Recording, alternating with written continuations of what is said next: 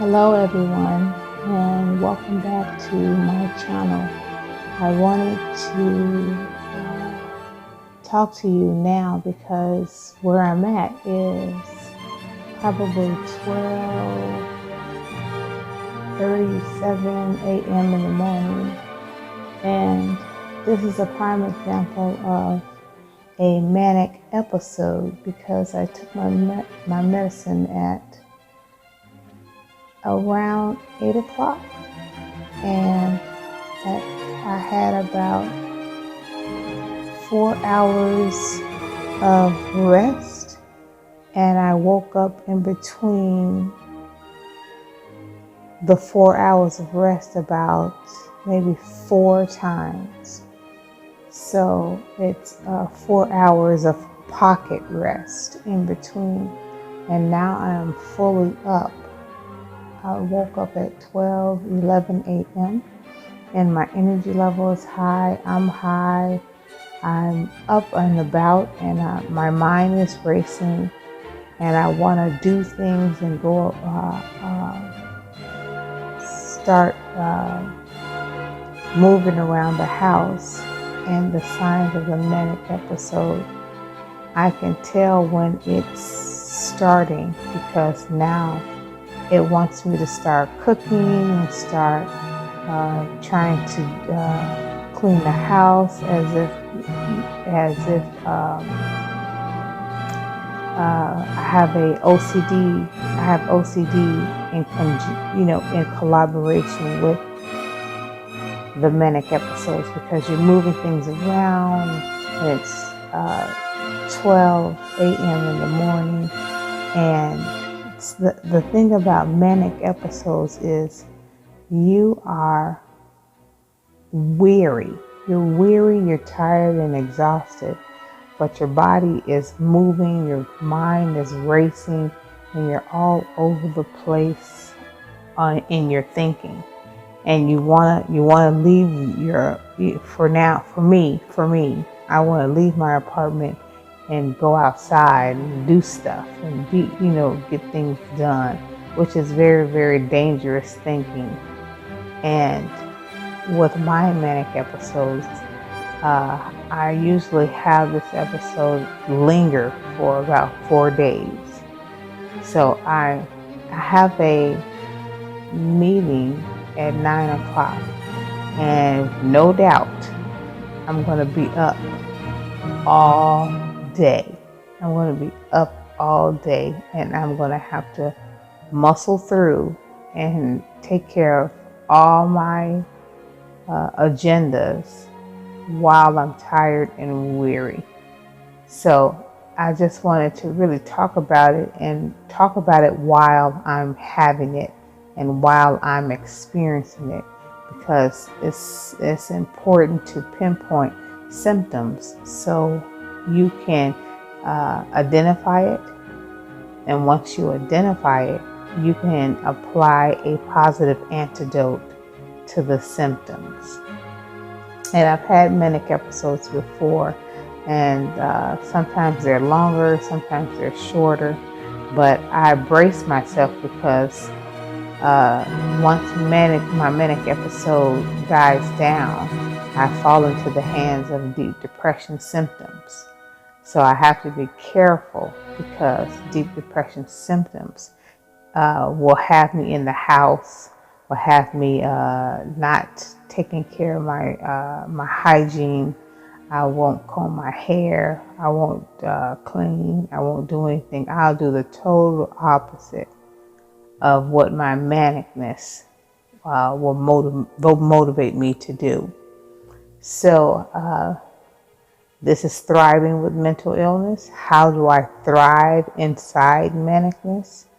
I apply, once I identify the symptoms, I apply an antidote to the symptoms. For instance, right now, my manic episode wants me to start eating. And right now it's probably 12:30 or 1 o'clock a.m. in the morning where I'm at. Okay, everyone, thank you so much for checking in, and welcome back to my channel. I want to talk about a subject that's really touchy with me, and you don't want to do that.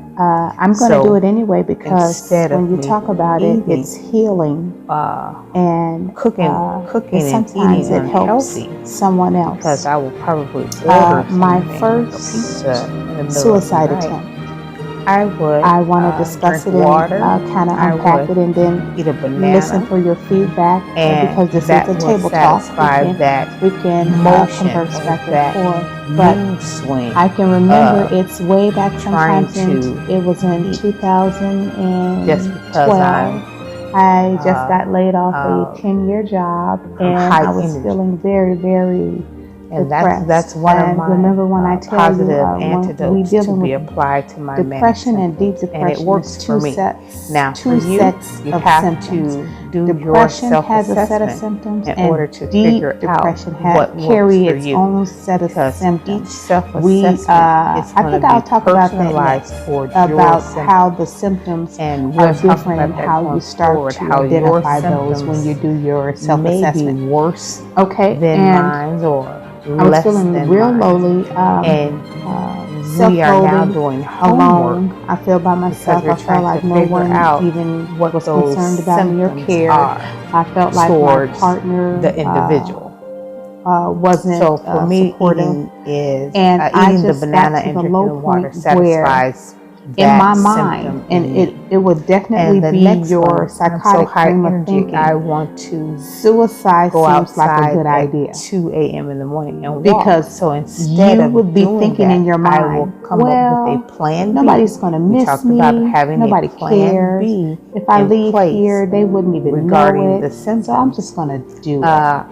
So I have a stationary bike that I would get on the stationary bike, and I would ride the stationary bike until my mind deplete some of the energy and the high energy level that I'm feeling into on the inside.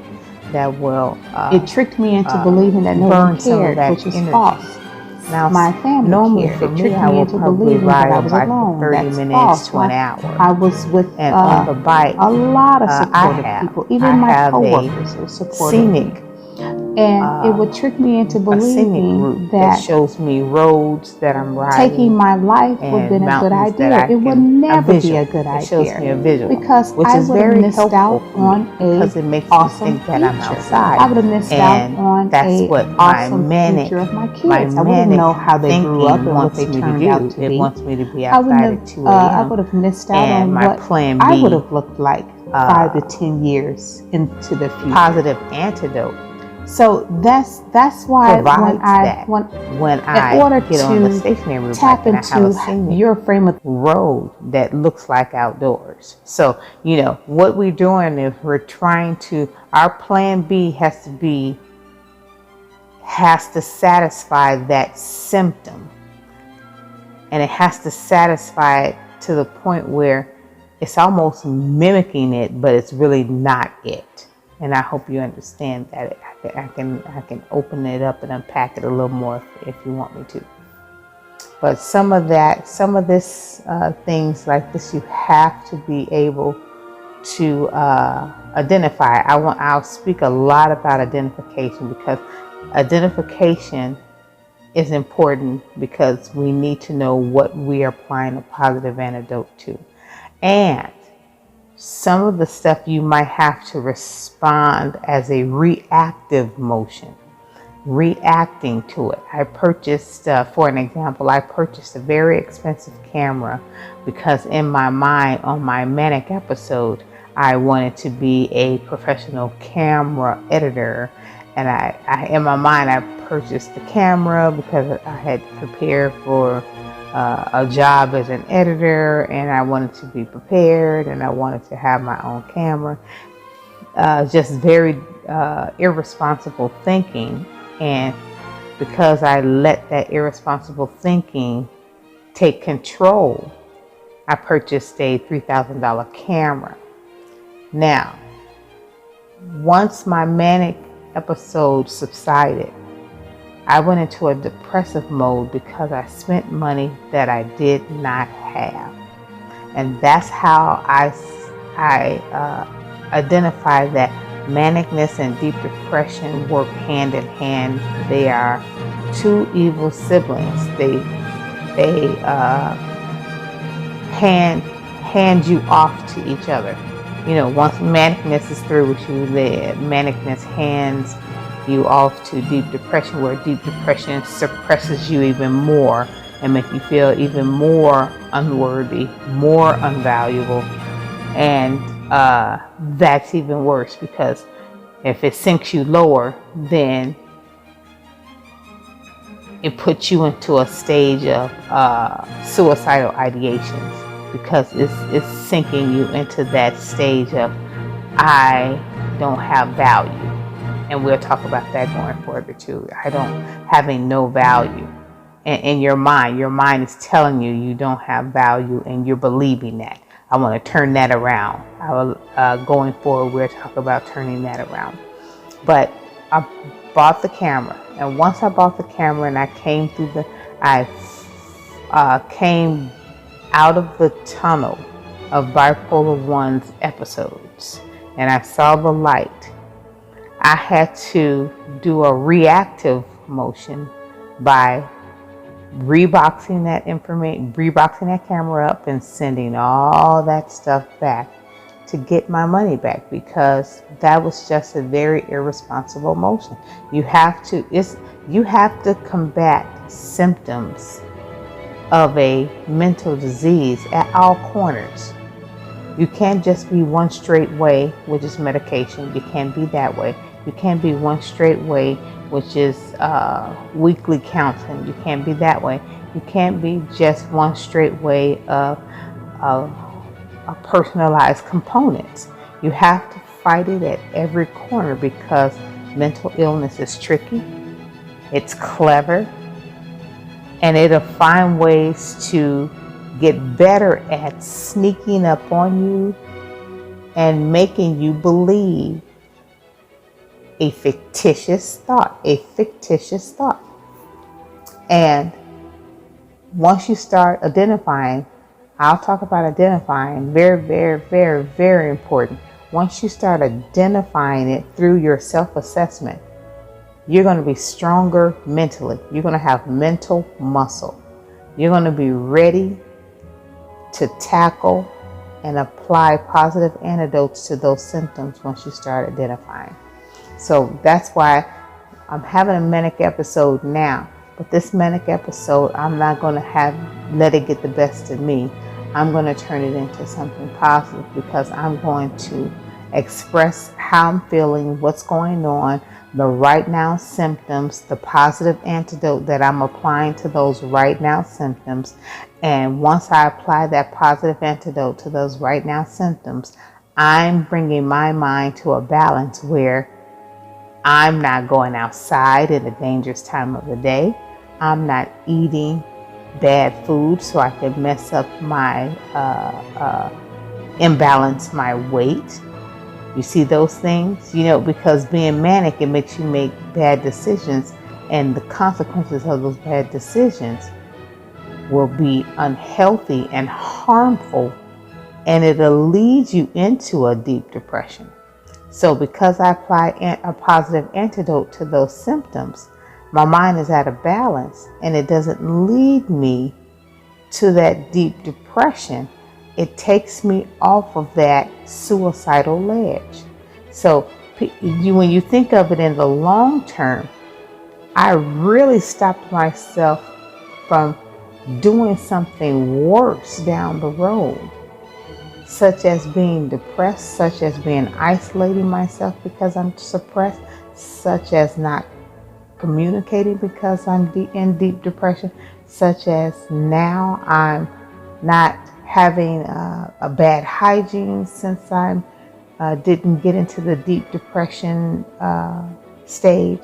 So all good things happen when you put your mind at a balance. So it's good that I'm having this manic episode, because it's teaching me. And if it's teaching me, I'm able to share And if I'm able to share, it is going to teach others that we are now on a campaign to thriving with mental illness and bringing our mind to a balance by identifying those symptoms. And once we identify those symptoms, we are applying antidotes, positive antidotes to those symptoms so we can thrive with mental illness. Thank you so much. Until next time, stay healthy.